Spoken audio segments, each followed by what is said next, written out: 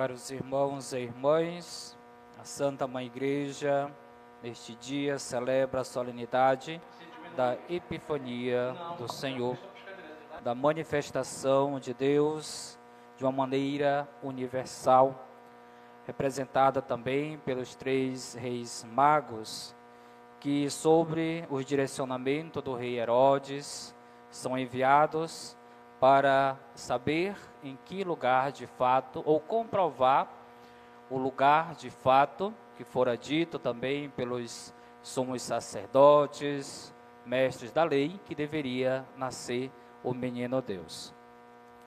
Porém, o pedido feito por Herodes a estes magos, para que pudesse obter informações sobre o menino Jesus, o novo rei, que deveria nascer, não se tratava de uma curiosidade pacífica, pois o rei Herodes já havia alimentado no coração o próprio ódio em si de extermínio daquele que poderia assumir o seu pódio.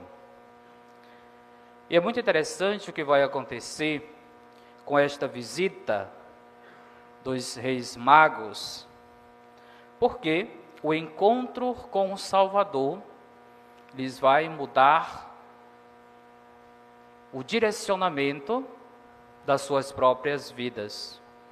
Uma vez que deveriam retornar a Herodes e levar as informações exatas sobre o menino, tomaram um outro rumo, um outro caminho, que aqui nós podemos refletir que houve, de certa forma, uma conversão, um encontro que os levou também a mudar de vida.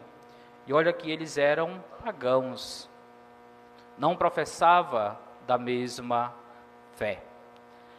Mas neste encontro dos magos, houve um gesto também de adoração e de reverência àquele menino indefeso, inocente, infante, que estava ali sob os cuidados da família de Nazaré, da Virgem Maria, José, enrolado com faixas numa manjedoura, que também ofereceram ao menino Deus presentes, ouro, incenso e mirra, presentes estes que de certa forma representaria a vida daquele novo rei que havia nascido. O ouro, a realeza, o incenso, a santidade, a mirra, a própria paixão, o sofrimento que Jesus deveria sofrer por nossa causa. Estes foram os presentes que os magos ofereceram a Jesus. E nos perguntemos, e os nossos presentes? O que queremos oferecer ao nosso Deus? O que trouxemos? Além da adoração, da reverência que precisamos prestar ao nosso Deus, o que mais nós trouxemos para ofertá-lo? Nós não podemos esquecer, amados irmãos e irmãs, que a nossa própria vida, que precisa ser oferecida como dom de Deus, como graça, uma vez que já pertence a Ele, mas que por vezes nós queremos tomar posse daquilo que não é nosso, não nos pertence, e somos apenas administradores deste dom que é a própria vida. Os magos foram conduzidos por uma estrela, pela verdadeira luz, que podemos assim dizer, o próprio Cristo Senhor. As nossas realidades de vida e missão, nós precisamos deixar-nos ser conduzidos por esta luz que é Cristo. Luz esta que dissipa as trevas de nossas mentes, de nossos corações, trevas do pecado e, consequentemente, a própria morte em si, que o próprio pecado venha nos causar. Ouvíamos também, amados irmãos e irmãs, na carta de São Paulo, aos Efésios, que já nos dizia: irmãos, se ao menos soubestes da graça que Deus me concedeu para realizar o seu plano a vosso respeito, e como por revelação tivesse conhecimento do mistério este que não foi revelado como foi revelado aos nossos antepassados, à nossa geração. O povo de Israel caminhava na esperança de uma fé que estava sendo constituída,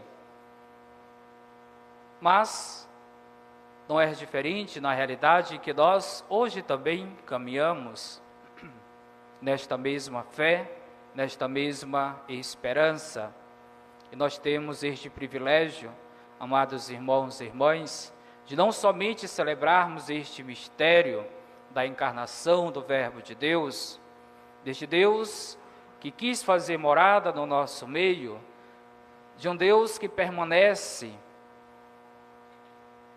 na Eucaristia, com presença viva, real, que nos convida também a esta adoração, que não pode se restringir somente a esta liturgia que hoje nós celebramos, que nos revelam a atitude dos magos diante do menino Deus, a atitude de adoração. Herodes pede informações exatas sobre o menino. Não basta conhecer, obter informações a respeito de Jesus, é preciso permitirmos este encontro, essa transformação na nossa vida. Que qualquer um pode aprender a respeito de Jesus, mas poucos são aqueles que se permitem com que a verdade de Deus revelada, de fato, habite no nosso coração e realizem aquilo que Deus sempre sonhou para nós, já muito bem manifestado através de João Batista, que pregava a conversão, anunciando que o reino de Deus está próximo, convertei-vos e crede no Evangelho. Depois expressa nas palavras de Jesus: desejo que esteja junto dele todos aqueles que o Pai o confiou. A pergunta é: nós queremos também, nós desejamos isto para a nossa vida? Tenho refletido esses dias, nesta transição, nesta passagem de ano, uma expressão muito corriqueira no nosso meio que costumamos sempre dizer. Neste contexto, ano novo, vida nova. É o que nós desejamos, vida nova. Mas não é aquela mudança daquele numeral do 5 para o 6, 2025 para 2026, que vai garantir esta mudança na nossa vida, se nós não mudarmos as nossas atitudes, se nós não nos esforçarmos para sermos novas criaturas. Quem no dia 1º deste mês, ao despertar, se deparou com os mesmos problemas, as mesmas preocupações, angústias, os mesmos boletos a serem pagos, até imaginavam que ganhariam 1 bilhão para resolver tudo de uma vez. E nós vamos observar que não é a data no calendário que muda a nossa vida, mas nossas atitudes, a nossa fé, a nossa confiança em Deus, o nosso desejo de transformação. Os magos poderiam muito bem serem obedientes à regra do rei, mas não. Fizeram uma escolha determinante para as suas vidas, e nós precisamos também fazermos escolhas que de fato vá ajudar no nosso crescimento humano, espiritual. Deste encontro pessoal que precisamos fazer. nesta visita dos magos, que podem ser também nossa visita a Deus. Ele sempre nos visita. O saudoso Papa Francisco, na sua carta Evangelii Gaudium, ele já falava sobre isto. Quando nós decidimos ir ao encontro de Jesus, nos damos conta que Ele já nos esperava, já nos aguardava. Deus sempre está à nossa frente. Por isso, o convite a sermos discípulos, para seguir os seus passos. Ouvíamos também, amados irmãos e irmãs, a grande exortação que o profeta Isaías já nos faz, que nos diz: levanta-te, acende as luzes, Jerusalém, porque chegou a tua luz, apareceu sobre ti a glória do Senhor. Celebrávamos, no contexto do Natal do Senhor, aqueles que andavam nas trevas viram uma grande luz. Hoje é apenas 4 de janeiro, ainda há oportunidade. Assim como todo dia é uma oportunidade para nos reconciliarmos com Deus, para voltarmos para Deus, para darmos este passo importante da nossa vida. Volto a repetir novamente o que trouxemos para ofertar ao nosso Deus, menino.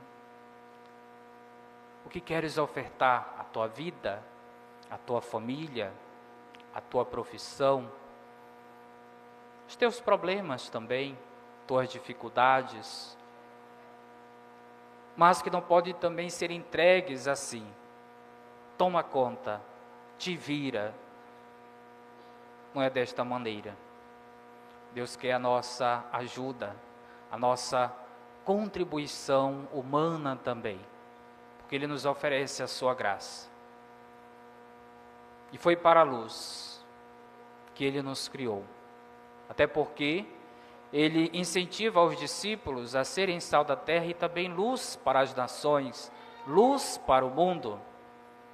É para a liberdade que Cristo vos libertou, já nos falará São Paulo também.